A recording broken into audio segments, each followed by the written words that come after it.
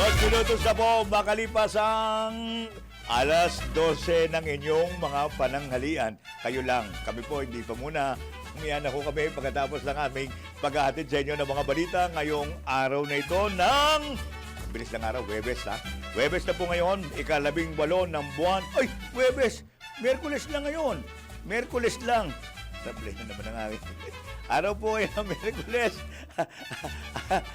Hindi yung Huwebes, araw po ng Miyerkules ngayon. Araw po ng traditional na Baclaran Day. At samahan po ninyo kami hanggang alauna ng hapon. Huwebes. Talaga nagmamadali yung ating gusto na makauwi. Gusto na Biyernes na eh. Okay, tuloy-tuloy po tayo. At siyempre, kasama namin ang buong person ng News and Operations Center ng DWIC Radio at Dali 23 TV. Ganun din po ang buo ng reportorial team ng ating, siyempre, ng ating DWIC Radio at Dali 23 TV. Siyempre, kasama ho namin ang engineering. Without them, wala po kami rito sa Himpapawid. Ayan. At ito na po ang ating pang-Huwebes o pang-Miyerkules na pagtatanghal ng... Senyor Balita! Nangunguna sa ating mga balita. Halaga ng ayuda para po sa mga tsuper na epektado ng super na yan ha. Big time oil price hike. Pag-aaralan daw po ng gobyerno. Senyor Balita! Kailangan mahusay ka sa math nito, no? Pag-aaralan mo yung kung magkano yung bibigay mong taas ng presyo. Pera yan eh. Numero yan. Kaya kailangan mahusay ka sa math. Kailangan mahusay ka sa math. Ako, ayoko yan eh. I hate math. Mahina ako mag-compute eh. Okay. Pangamba ng publiko sa posibleng kakulangan ng pagkain.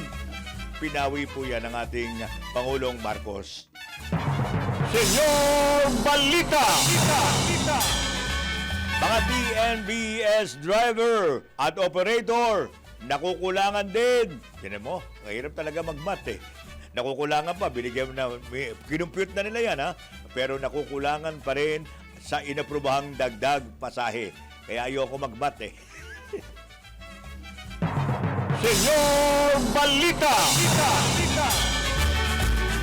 At sa Kamara, 2 impeachment complaints laban po kay BP Duterte, idiniklarang sufficient in grounds ng Kamara. Senyor Balita!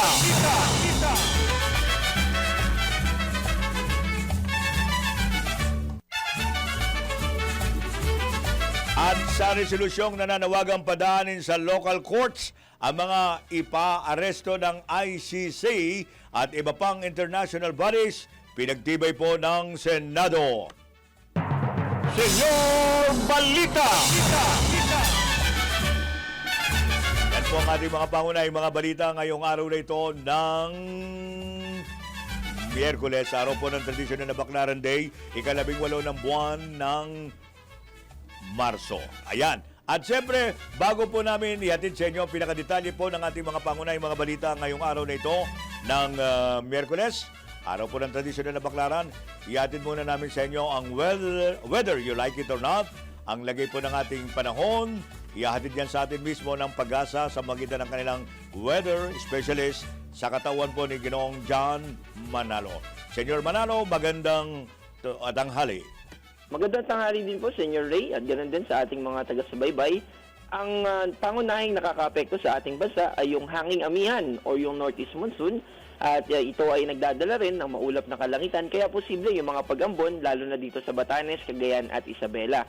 Samantala dito sa Metro Manila at sa natitirang bahagi ng ating bansa ay mababa yung tsansa ng mga pag-ulan. Sa kasalukuyan ay pabawas na yung lakas nitong hanging amihan, kaya naman ay unti-unti na nating mararamdaman yung bahagyang pag-init hanggang sa mga susunod na araw.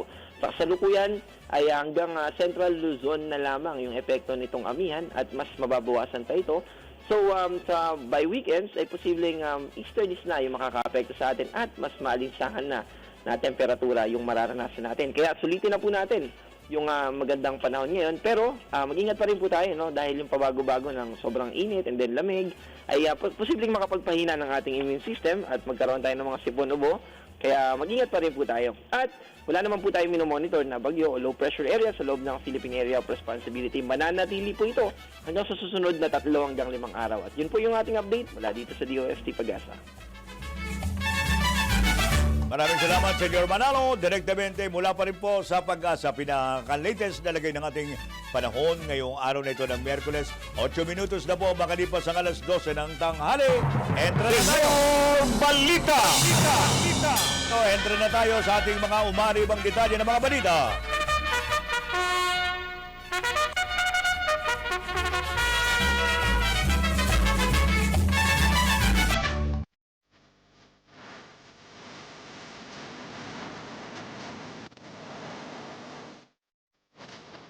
Ocho minutos, makalipas ang alas 12 ng tanghali. Sa pinandetalye ng ating mga balita, kukonsultahin ni Social Welfare Secretary Rex Gatchalian, si Executive Secretary Ralph Recto at Economic Team ng Pamahalaan hinggil po sa posibleng pagkakaroon ng muling pagbibigay ng ayuda sa mga tsuper. Kasabay nito, sinabi ni Secretary Gatchalian na target muna nilang unahin sa pagbibigay ng ayuda ay ang mga motorcycle, taxi, TNBS, jeepney at service delivery drivers. Plano rin ng DSWD na mamahagi na rin ng ayuda sa mga tsuper na nasa labas ng Metro Manila. At dagdag pa ni Secretary Gatchalian, bukod po sa pamamahagi ng ayuda, kabilang sa iniatas ni Pangulong Ferdinand Marcos Jr. ay ang pagsubaybay sa iba pang mga pangangailangan ng ating mga tsuper. Senyor Balita!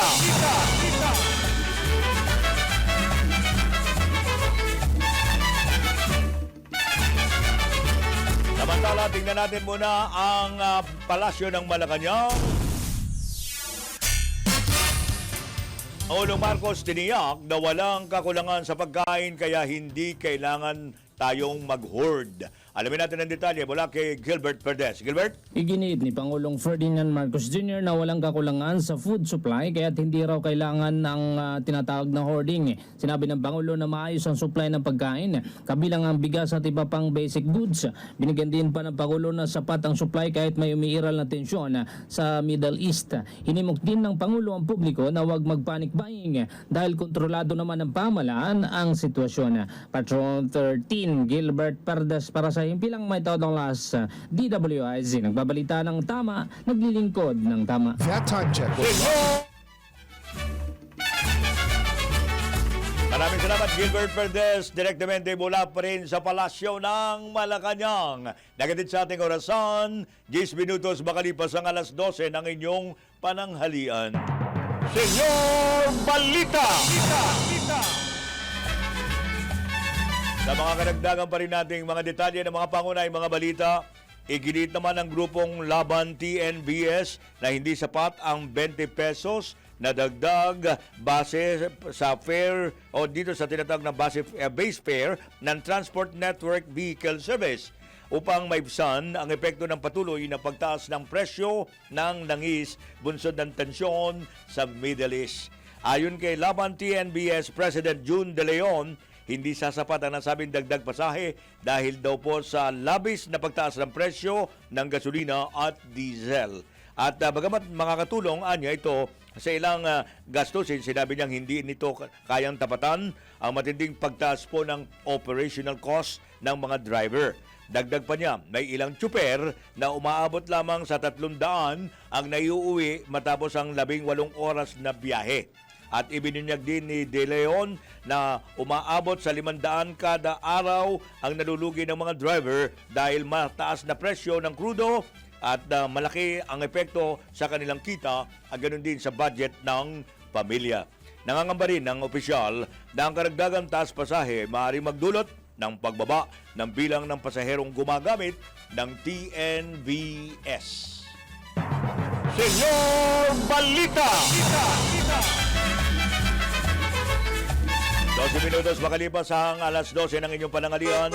Tiniyak naman ng Department of Agriculture at Department of Trade and Industry na tuloy-tuloy ang kanilang price monitoring sa mga pangunahing bilihin sa iba't ibang pamilihan sa Metro Manila. Kasunod ito ng sinagawang inspeksyon ni Pangulong Ferdinand Marcos Jr. katuwang ang Department of Agriculture at DTI sa Agora Market sa San Juan City upang tiyakin ang sapat na supply at tamang presyo ng mga pangunahing bilihin. Ayon kay Agriculture Secretary Francisco P. Chu Laurel Jr., kapag may napatunayang may hindi makatarungang pagtaas ng presyo, handa silang magpatupad ng price control measures kabilang ang price ceiling alinsunod sa umiiral na batas. Bagamat naunawaan niya nila ang pagtaas ng presyo dulot ng gastos sa transportasyon, hindi pinapayagan ng pananamantala at hoarding.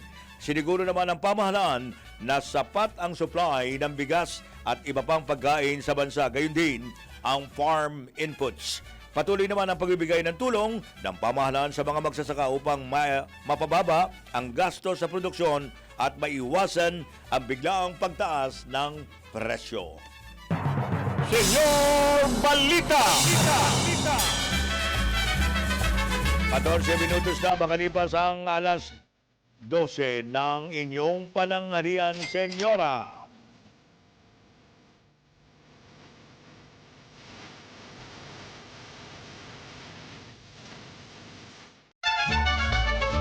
Samantala, tuloy-tuloy ang pag-ikot ni Social Welfare and Development Secretary Rex Gatchalian sa iba't ibang payout sites sa Metro Manila sa ikalawang araw ng pamamahagi ng cash aid para po sa mga tricycle driver.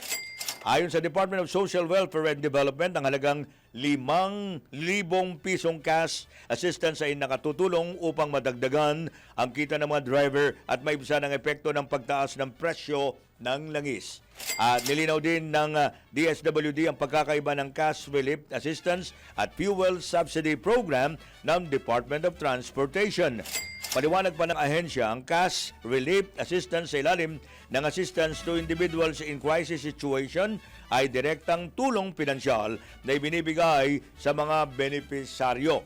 Samantala, ang fuel subsidy program ay nakalano upang matugunan ang dagdag gastos sa gasolina ng mga operator at PUB driver na saklaw ng Land Transportation Franchising and Regulatory Board. Tiniyak naman ng DSWD na patuloy ang kanilang pakikipag-ugnayan sa mga lokal na pamahalaan upang masigurong mabilis at maayos na naipapamahagi ang tulong sa sektor ng transportasyon. Senyor Balita! Mayroon na tayong 15 minutos makalipas ang alas 12 ng tanghali.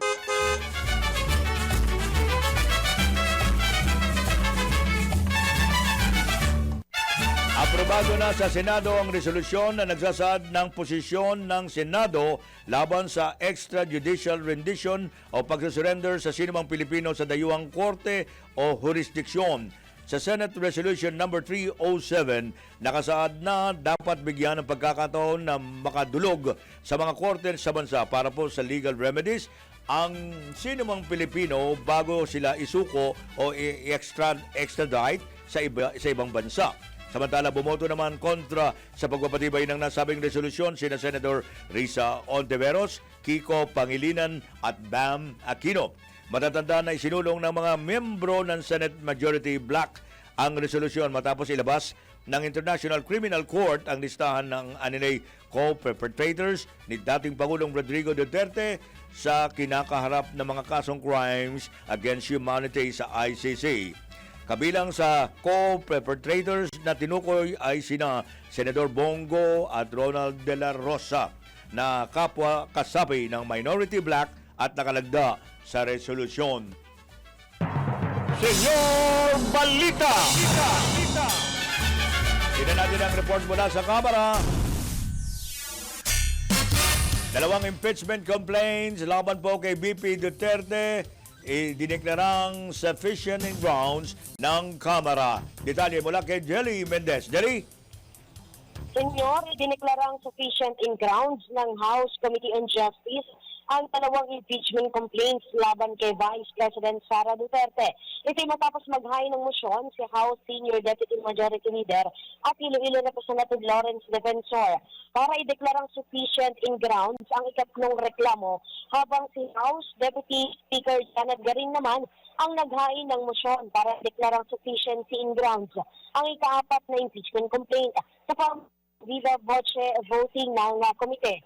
Walang tumutol sa ikatlo at ikapat na reklamo na una na rin idineklara bilang sufficient in form and substance dahil dito magpapatuloy na sa pagdinig o yung tinatawag na mini trial ang komite laban kay VP Sara na itinakda naman sa March 25, April 14, April 22, April 29, 2026. Matatandaan na ang unang reklamong inaprobahan ay inihain ng grupo ng mga pari, madre at abogado na inendorso ni mamayang Liberal Party List Representative Leila de Lima. Habang ang ikaapat naman na impeachment complaint ay inihain ng private citizen na si Atty. Nathaniel Cabrera na inendorso naman ni na House Deputy Speaker Paulo Ortega V at Manila Representative Bienvenido Benny Abante Jr. Ito si Patrol 30. Jelly Mendez nag-uulat para sa impilang ng lakas sa DWIZ. Nagbabalita ng tama, naglilingkod ng tama. Senyor Balita! Maraming salamat, Jelly Mendez. Direktamente mula pa rin sa Kamara. Nagadit sa ating orasan. 19 minutos na makalipas ang alas 12 ng tanghali. Nagbabalik si Gilbert Perdez sa Palasyo ng Malacanang. Kooperasyon ng mga vendors susi sa matatag na presyo ng mga bilihin ayon po kay Pangulong Marcos. Detalye mula kay Gilbert Perdez. Gilbert? Pinuri ni Pangulong Ferdinand Marcos Jr. ang mga vendor sa pakikisa ng mga ito sa pagpapanatili ng tamang presyo ng bilihin. Matapos pangunahan ng price monitoring sa Agora Market sa lungsod ng Maynila, sinabi ni PBBM na sinusunod ng mga tindero-tendera ang tinatawag na price caps na itinatakda ng pamahalaan dahil dito nanatilian niyang pareho ang presyo ng mga bilihin kumpara sa mga nakaraang buwan. Dagdag pa ni Pangulong Marcos, mahalaga ang pagtutulungan upang malampasan ang epekto ng pandaigdigang krisis sa ating ekonomiya. Patrol 13, Gilbert Perdez para sa himpilang may todong last sa DWIZ. Nagbabalita ng tama, naglilingkod ng tama. Senyor Balita! Maraming salamat, Gilbert Perdez. Nagatid sa ating orasan 20 minutos na makalipas ang alas 12 ng tanghali. Mula po sa Malacanang, dumako tayo sa Senado. Panukalang supplemental budget para po sa pamamagi ng ayuda dahil sa pagtaas ng presyo ng petrolyo. Ayun, inihain na po sa Senado. Tingnan natin ang detalye mula kay Celi Ortega Bueno. Celi. Pinadadagdagan ni Senator Rizzo Ontiveros sa nakalaang pondo para pang-ayuda ng gobyerno sa harap ng matinding pagtaas ng presyo ng petrolyo dulot ng tensyon sa gitnang silangan. Sa Senate Bill No. 1986 ni Ontiveros, isinusulong ang pag-aproba ng 52 billion pesos na supplemental budget kung saan ang 12 billion ay pinalalaan sa fuel subsidy para sa transport sector, 2.8 billion para sa subsidy sa mga magsasaka at mga isda, 18 billion ay para sa emergency repatriation ng OFW at 20 billion ay para sa reintegration program para sa OFW na apektado na sigalot sa Middle East. Kukunin ang pondo para rito mula sa 70 billion pesos na alokasyon sa nakansilang flood control projects at iba pang proyekto noong nakaraang taon at ang nakolektang buwis na lagpas sa inaasahan dahil sa pagtaas ng presyo ng petrolyo. Pinatatapyasan din ang 17.5 billion pesos na nilalaan sa hosting ng bansa sa ASEAN Summit ngayong taon. Hiniling ni Ontiveros na isabay ang pagpatibay nito sa inaapro ngayon ng Senado at Kamara na panukalang batas na magbibigay sa Pangulo ng otoridad na suspindihin o bawasan ang excise tax sa langis. Kailangan anya ng pondo para sa dagdag o second round ng bigayan ng ayuda sa targeted sector dahil sa maaaring magtagal na epekto ng tensyon sa Middle East. Ito sa Patrol 19, Celi Ortega Bueno para sa impilang metodong lakas sa DWIZ. Nagbabalita ng tama, naglilingkod ng tama. Senyor Balita! Maraming salamat, Celi. Samantala, 22 minutos na makalipas ang alas 12 ng tanghali. Aabot na sa mahigit 300 gasolinahan sa buong bansa ang nagsara dahil sa kakulangan ng supply ng langis. Bunsod na nagpapatuloy na kaguluhan sa gitnang silangan. Ayon kay Colonel Renel Sabaldica, Assistant Chief ng PNP Public Information Office, pinakamaraming naitala sa Region 2, sinundan ng Region 5 at 1. Sa kabila nito, nilinaw ni Colonel Sabaldica na wala pa silang namomonitor na mga nagsarang gasolinahan dito naman sa Metro Manila. Nationwide po itong pagsasara. Itong 331 ay meron sa Region 1, 35, sa Region 2, 76, Region 3, 16, 4A, 30, 4B, 11, Region 5, 42, sa Region 6, 17, sa Region 7 ay isa, merong 21 sa Region 8, Region 9, 10, 25 sa Region 10, 12 sa Region 11, at 3 sa Region 12, 4 sa Region 13, sa Cordillera ay 13 at sa Negros Island Region ay 15 na umabot sa 331 po. Wala po sa NCR. Sa ngayon, as of now. Kinumpirma rin ng PNP official na meron na rin naaresto dahil sa sinasabing pang-hoard at profiteering. Meron na tayong natala dito na isang complaint na tinawag sa 911. Ito ay nangyari sa Nueva Vizcaya. At meron na rin tayong nasampahan ng reklamo dito sa Eastern Samar. Ang isinampang reklamo ay hoarding and profiteering or overpricing. Itong sa Eastern Samar, sinampahan ng kaso ng hoarding at profiteering. Ito naman po dahil walang kaukulang dokumento, meron silang estimated thousands of liters and merong market value na 54,400. Ang tinig ni Philippine National Police Public Information Office, Assistant Chief Colonel Renel Sabaldica sa panayam ng DWIC. Senyor Balita! Samantala may report tayo mula kay Jun Samson.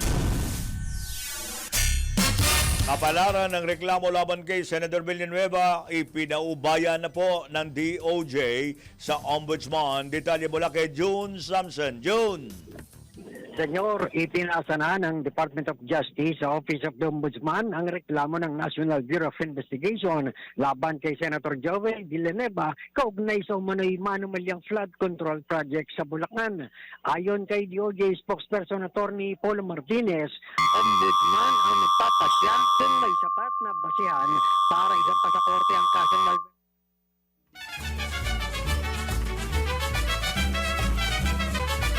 Eksakto po alas 12:30 sa patuloy pa rin ninyong, kung mayroon pa nananangalian, baka may humahabol pa sa inyong pananangalian ngayong araw na ito ng Miyerkules, araw ng tradisyonal na Baclaran Day. At siyempre tuloy-tuloy pa rin ang paghatid namin sa inyo ng mga pangunahing mga balita. Pero meron tayong special report mula po sa PCSO. Ang PCSO po ay namahagi ng charitimba at nagsagawa po sila ng medical mission dyan po sa Lipa City, Batangas. Narito ang report mula po kay Angelo Baño.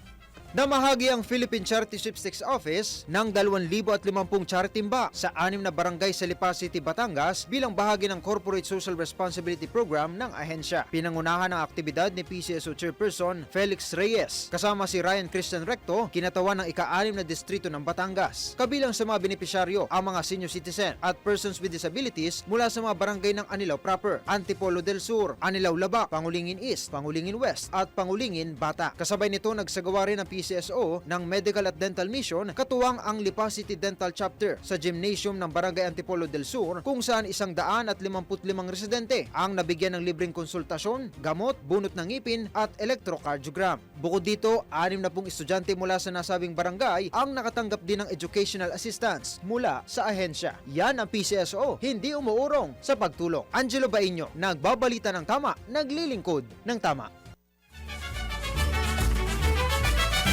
Alam niyo ba na ang katumbas ng bawat taya sa Philippine Charity Sweepstakes Office o PCSO ay kawang gawa? Sa bawat ticket mo, siguradong may matutulungang Pinoy sa kanilang pangangailangang medikal.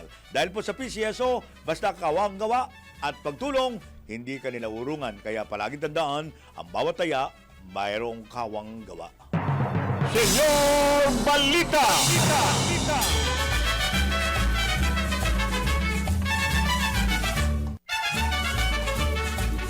32 minutos na makalipas ang alas 12 ng tanghali. Samantalang pasado na sa unang pagbasa ng Kamara ang House Resolution 882 na inihain ni Surigao del Sur Representative Romeo Momo Sr. na nananawagan sa Toll Regulatory Board na suspendin o i-freeze ang toll fees nationwide o di kaya bawasan muna ito habang may giyera pa dyan sa Iran. At ayon kay Congressman Momo, dahil po sa digmaan sa pagitan ng Amerika at Israel laban sa Iran, tiyak na tataas po ang presyo ng langis at kasunod nito ay tataas din ang presyo ng mga bilihin at serbisyo hindi lamang po sa bansa kundi sa buong mundo.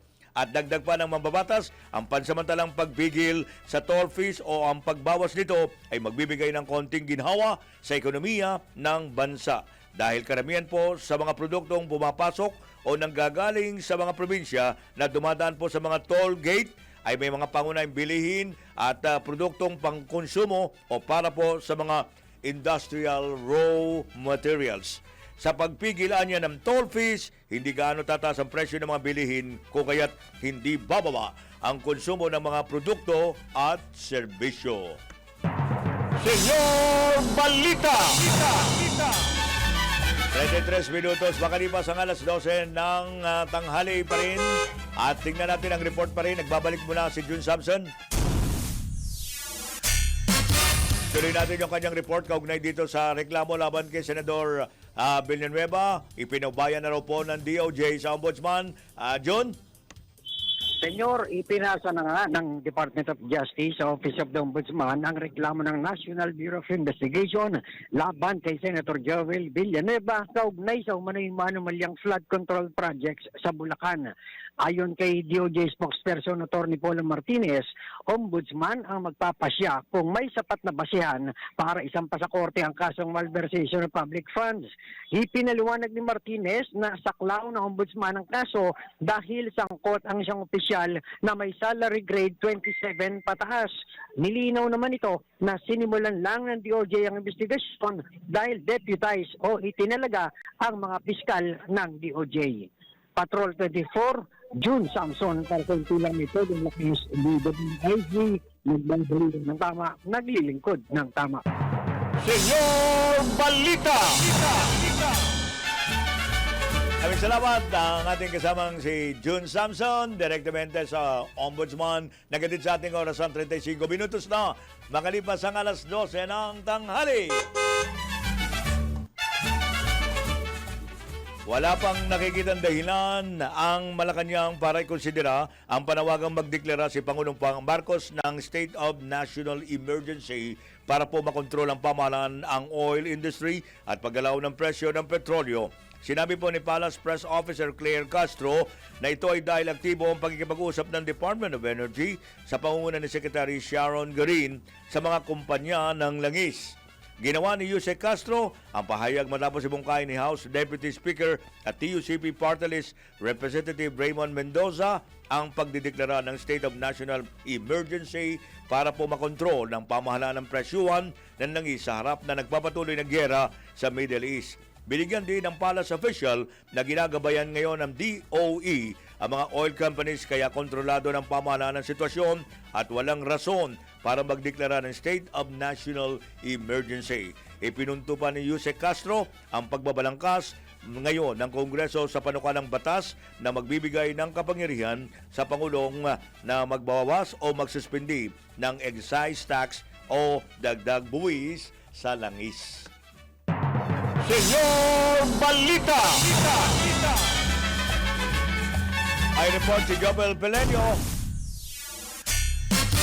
PNP handa na sa ikakasang nationwide transport strike bukas. Naku, talaga din naman. Detalye mula kay Jopel Pelenio. Jopel?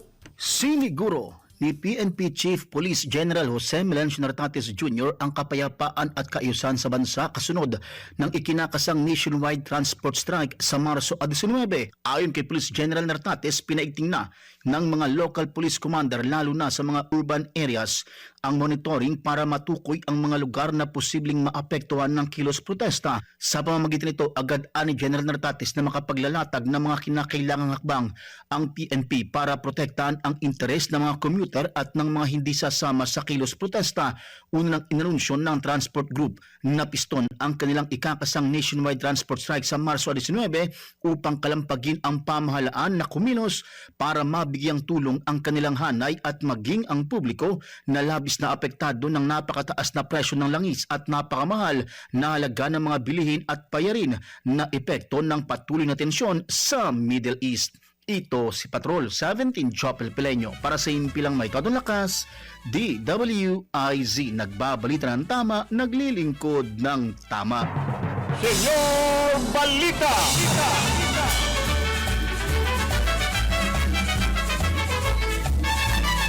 Maraming salamat si Joel Pelenyo, direktamente mula pa rin sa Campo Grame, naghatid sa ating orasan 38 minutos.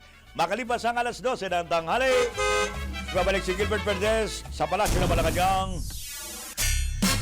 Suspensyon ng excise tax sa langis nakabatay sa sitwasyon sa Middle East. Ayon po kay Pangulong Marcos, alamin natin ang detalye mula kay Gilbert Perez. Gilbert? Nilinaw ni Pangulong Ferdinand Marcos Jr. na maaaring gamitin ang kapangyarihan ukol sa excise tax kung kinakailangan upang maibsan ang epekto ng mataas na presyo ng petrolyo. Gayunman, sinabi ni Pangulong Marcos na pag-aaralan muna ang sitwasyon bago ito ipatupad. Binigyan din ng Pangulo na mahalagang bantayan ng supply ng langis at galaw ng presyo nito sa pandaigdigang merkado. Sa kasalukuyan, sinabi ni Pangulong Marcos na nanatiling stable ang supply ng petroleum products sa ating bansa. Patrol 13, Gilbert Perez para sa himpilang may todong las, DWIZ. Nagbabalita ng tama, naglilingkod ng tama. Senyor Balita! 39 minutos na makalipas ang alas 12 ng tanghali. Aminado si Finance Secretary Frederick Go na posibleng makaapekto sa pag-abot ng pamahalaan sa target na gross domestic product growth sa unang bahagi ng taon ng tuloy-tuloy na pagtaas ng presyo ng petrolyo. Kaugnay nito, tinukoy ni Secretary Go na dalawang pangunahing factor ang kanilang binabantayan, ang presyo ng langis at ang tagal ng pananatili nito sa mataas na antas. At binahagi rin ng kalihim ang mga hakbang ng administrasyon ni Pangulong Ferdinand Marcos Jr. upang mabawasan ang epekto ng mataas na presyo ng langis. Isa na rito ang panukalang batas sa Kongreso na magbibigay ng emergency powers sa Pangulo para masuspindi ang excise tax sa petrolyo. Senyor Balita! 39 minutos na makalipas ang alas 12 ng tanghali. Balikan natin si June Samson. Pag-amin ni dating DPWH Yusek Bernardo na tumanggap siya ng balato mula kay Saldico, walang epekto sa kanyang pagiging state witness. Detalye mula kay June Samson. June? Senyor, nilinaw ng Department of Justice na walang epekto sa pagiging state witness ni dating DPWH Undersecretary Roberto Bernardo ang pag-amin niya na tumanggap siya ng aabot sa 130 million pesos na balato mula kay dating Congressman Saldico na ibinunyag sa kanyang pagtestigo sa Sandigan Bayan kaugnay ng flood control projects sa Oriental Mindoro. Ipinaliwanag ni Justice Spokesperson Attorney Paulo Martinez na tinitignan lang ng Witness Protection Program ang mga formal na pahayag at ebidensyang isinumite dito, kaya ang mga sinabi sa labas ng programa ay hindi ginagamit para husgahan o maging laban sa testigo. Magkaiba niya ang proseso sa Sandigan Bayan at sa WPP at ang WPP ay nakatuon lamang sa mga ebidensyang isinumite rito. Hindi naman kinumpirma ng DOJ kung tugma ang testimonya ni Bernardo sa Sandigan Bayan at sa WPP na tumanggap siya ng balato dahil ang mga rekorda niya ay nasa mga prosecutor na humahawak ng naturang kaso. Naharap si Bernardo sa tatlong magkakahiwalay na reklamong plunder sa DOJ at kapwa ako sabi niya sina dating Congressman Saldico, dating Senator Bong Revilla at Senator Jinggoy Estrada. Patrol 24, June Samson para sa impilang may todong lakas, DWIZ. Nagbabalita ng tama, naglilingkod ng tama. Senyor Balita! Maraming salamat, John Samson. Nagatid sa ating orasan, 41 minutos na makalipas ang alas 12 ng tanghali.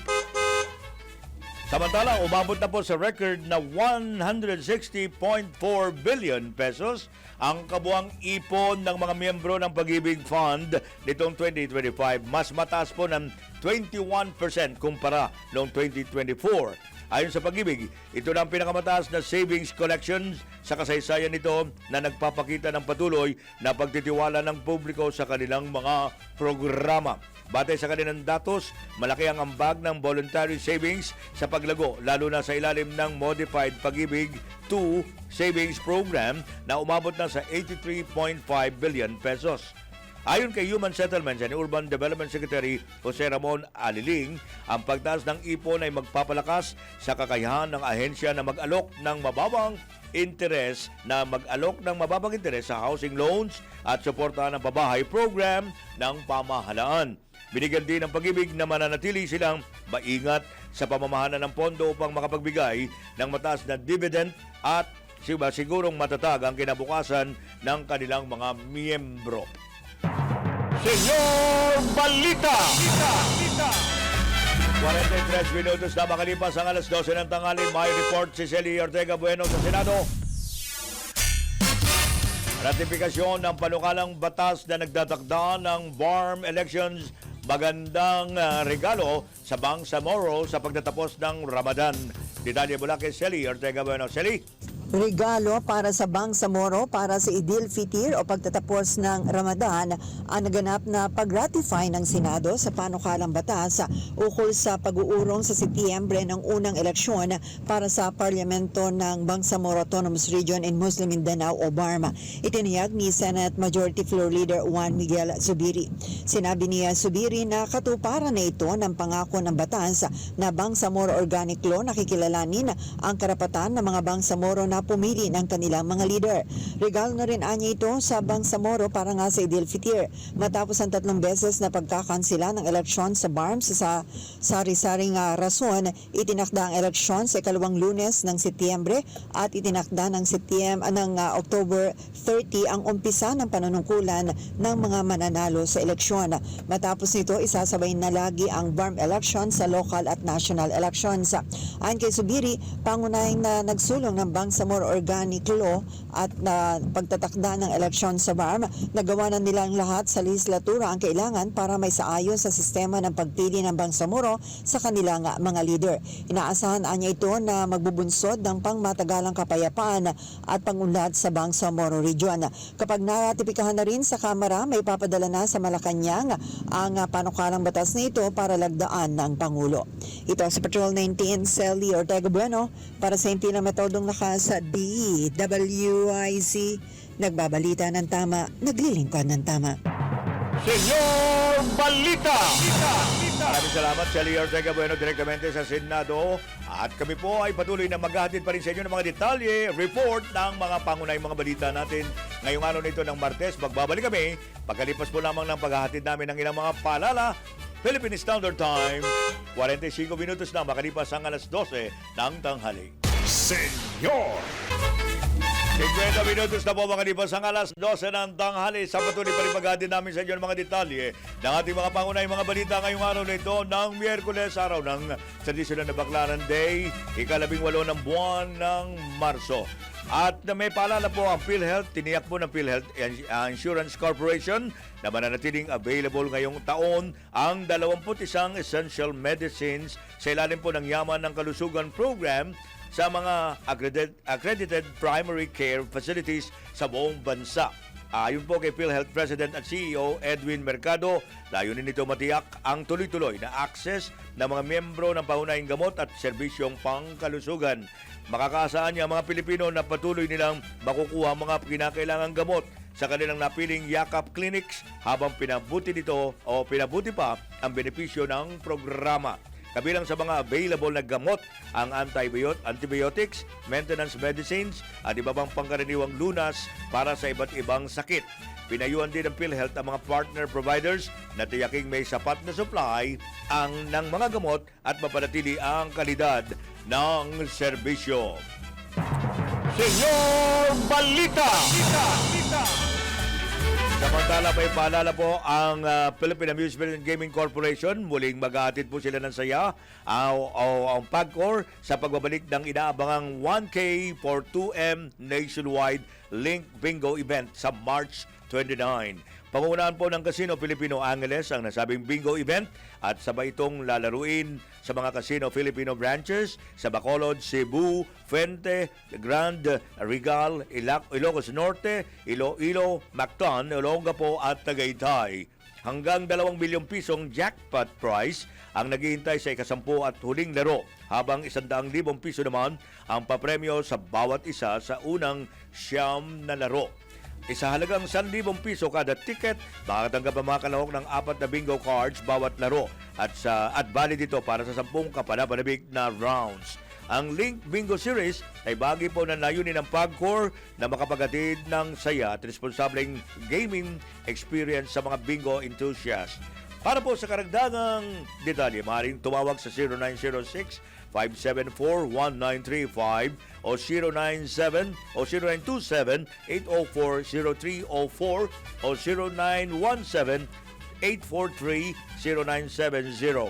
Maaari pong bisitahin ang www.casinofilipino.ph o i-follow ang official Casino Filipino Facebook page para po sa iba pang mga updates. Senyor Balita! Balikan natin ang kamera. Nandun pa rin si Jelly Mendez. 5,000 posisyon sa gobyerno posibleng bakantehin sakaling may sa batas na ang panukalang Anti-Political Dynasty Bill. Detalye mula kay Jelly Mendez. Jelly? Binigyan diin ni House Committee on Suffrage and Electoral Reforms Chairperson na Azia Alonto Adjong na posibleng umabot sa 5,000 posisyon sa gobyerno ang babakantihin ng mga miyembro ng political dynasties. Ito isa sandaling maisabatas na ang House Bill 8389 na magbabawal sa political dynasties sa bansa sa national at local elective offices. Ayon kay Adjong, babaguhin ng panukala ang politics at governance landscape na Pilipinas upang maiwasan ang pagtakbo sa eleksyon na magkakamag-anak sa kaparehong political unit.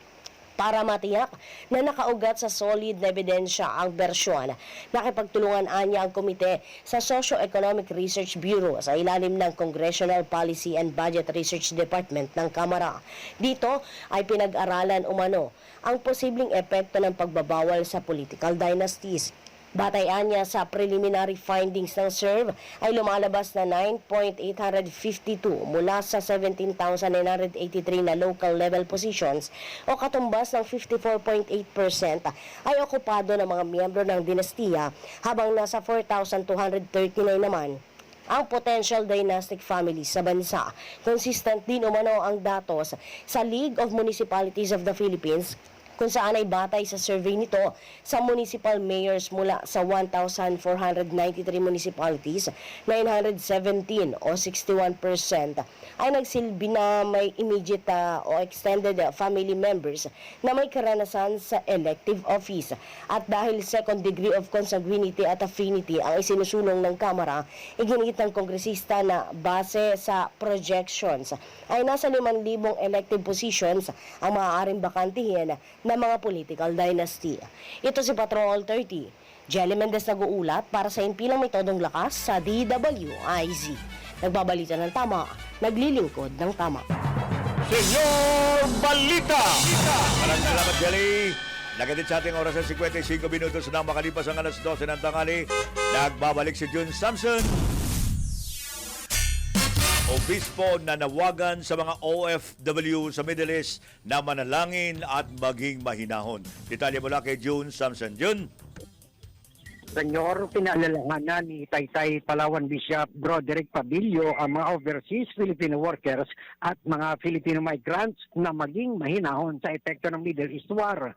Mahalagaan niyang maging mahinahon at manalig sa Diyos upang may pagpatuloy ang pagtataguyod sa pangangailangan ng pamilya sa Pilipinas.